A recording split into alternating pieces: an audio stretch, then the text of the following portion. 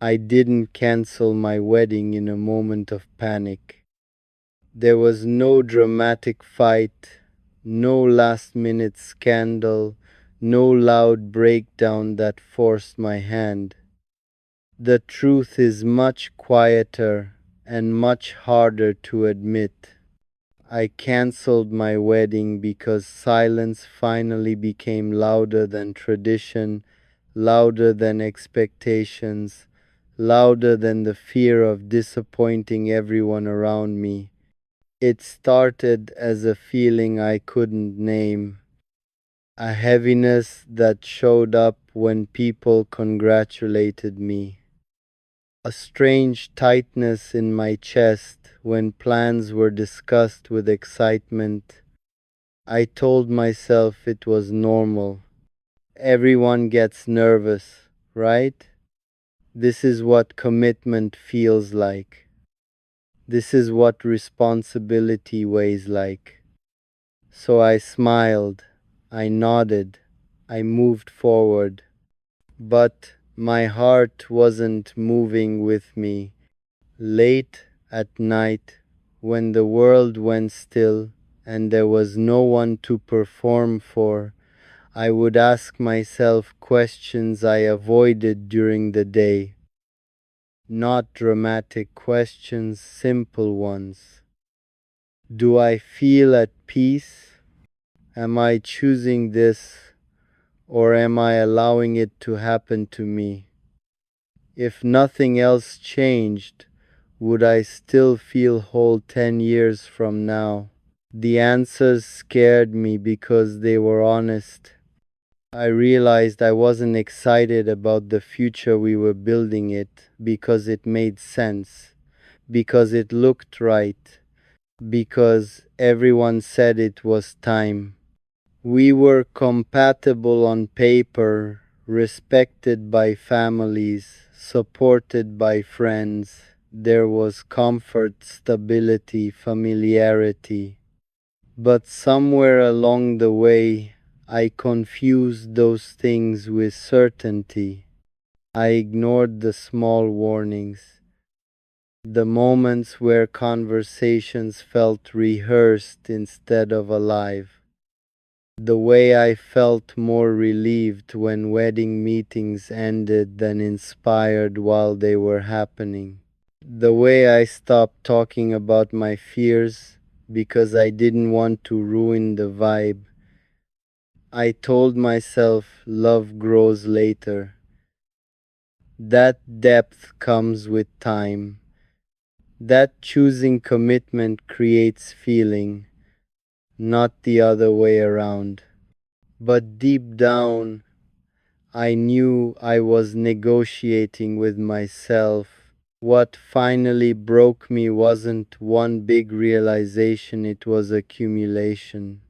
Too many moments where my inner voice whispered, "This isn't wrong, but it isn't right either." And that sentence haunted me more than any argument could have. I started imagining the wedding day, not the ceremony, the life after, the quiet mornings, the shared routines, the small disagreements, the ordinary years. And instead of feeling grounded, I felt trapped in a future I couldn't emotionally step into. That's when I understood something painful. Staying silent would be easier in the short term, but cruel in the long term. Not just to me, to the person I was supposed to marry. Because no one deserves to stand beside someone who is still convincing themselves. Canceling the wedding wasn't brave, it was terrifying. I knew the fallout would be massive. Questions, judgment, disappointment. People would simplify it, label it, misunderstand it. Some would call me selfish. Some would say I overthought. Some would say love requires sacrifice. What they wouldn't see is the nights I spent awake, arguing with myself, the shame of knowing how much money, time, emotion had already been invested, the fear of being that person who couldn't follow through, the guilt of hurting someone who didn't deserve pain. I wasn't running from marriage, I was running from a lie. The hardest conversation of my life wasn't explaining it to others, it was explaining it to the person I cared about deeply but not completely. Looking into their eyes and admitting that my hesitation wasn't temporary, that it wasn't fear of commitment, that it was clarity arriving too late. I didn't blame them. I didn't list faults. I didn't point fingers, because the truth was uncomfortable in a different way. They were good to me, and that made my decision even heavier. Sometimes love fails not because someone is bad, but because something essential is missing and no amount of effort can manufacture it. After the wedding was cancelled, everything went quiet. Not peaceful quiet, raw quiet. The kind where your phone stops buzzing and you're left alone with the consequences of choosing honesty. I lost sleep. I lost weight. I lost people who only loved the version of me that fit their expectations. But I didn't lose myself. I learned quickly that integrity is lonely at first. People celebrate commitments more than they respect truth. It's easier for them to understand betrayal than self-awareness. But over time the noise faded, and what remained was something fragile but real: alignment. I started noticing how my body felt lighter, how my thoughts stopped spiraling, how I could finally imagine a future without forcing myself to feel okay about it. I wasn't suddenly happy, but I was no longer pretending. Canceling the wedding didn't mean I stopped believing in love. It meant I started believing in it enough not to fake it. I realized that marriage is not a goal, it's a consequence of certainty. And certainty cannot be rushed, borrowed, or inherited from expectations. It has to be lived honestly before it's promised publicly. Some days I still grieve what could have been. Not the wedding, but the version of myself who wanted it to work so badly that he almost ignored the truth. I forgive that version now. He was trying to be good.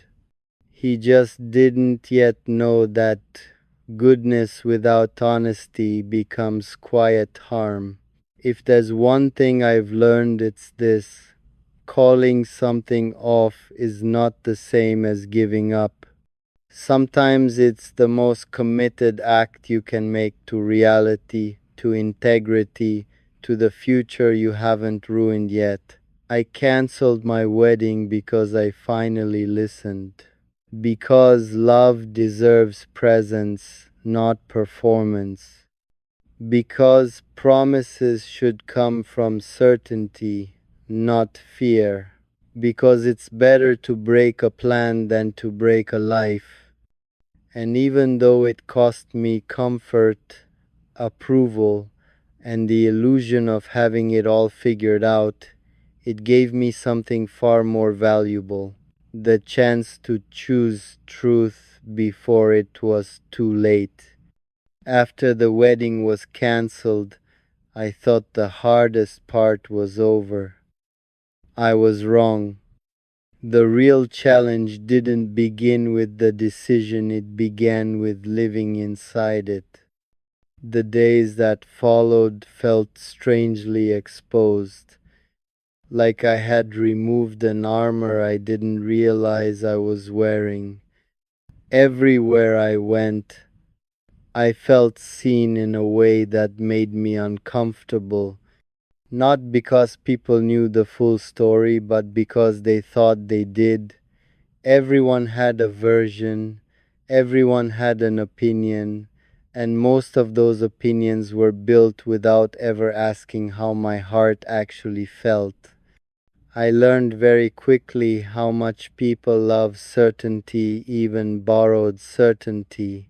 They want simple explanations, clear villains, clean endings, but the truth didn't fit into anything neat. The truth was layered, heavy, and painfully human. Some people asked, why now? Some asked, wasn't it too late?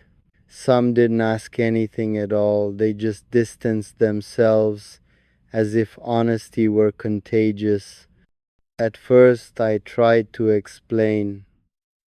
I tried to justify my decision in words that would make sense to others.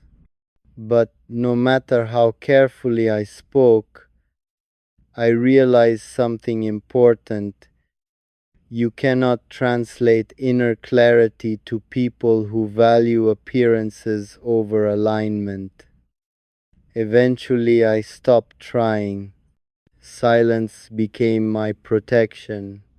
In that silence, I had to face myself without distraction.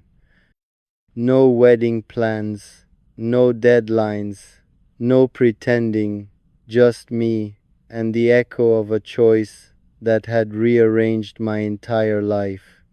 There were nights I doubted myself, nights where loneliness whispered that I had made a mistake, that maybe love was supposed to feel calm and predictable, that maybe passion and certainty were myths we chased to avoid responsibility. Doubt is clever, it wears the voice of reason when you're tired. But every time I imagined going back, my body reacted before my mind could. Tight chest, shallow breath, a heaviness that felt like grief in advance. And that's when I understood something deeply personal. My intuition had been trying to protect me long before my courage caught up. I also thought about her more than people assume.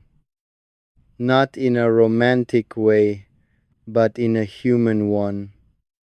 I wondered how she was sleeping, whether she felt blindsided, whether she questioned her worth. And that thought hurt the most, because the truth is, I didn't cancel the wedding because she wasn't enough. I canceled it because I knew staying would eventually teach her to feel small in ways she didn't deserve. There is a special kind of cruelty in staying when your heart isn't fully present. It erodes slowly.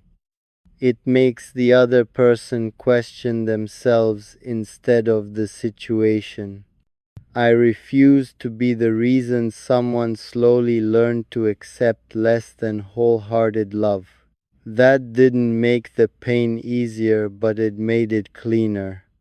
Over time, I began to rebuild not my image, not my social standing, but my relationship with myself. I started paying attention to how honesty feels in the body, how alignment brings calm even when circumstances are hard, how truth creates stability even when everything else is uncertain.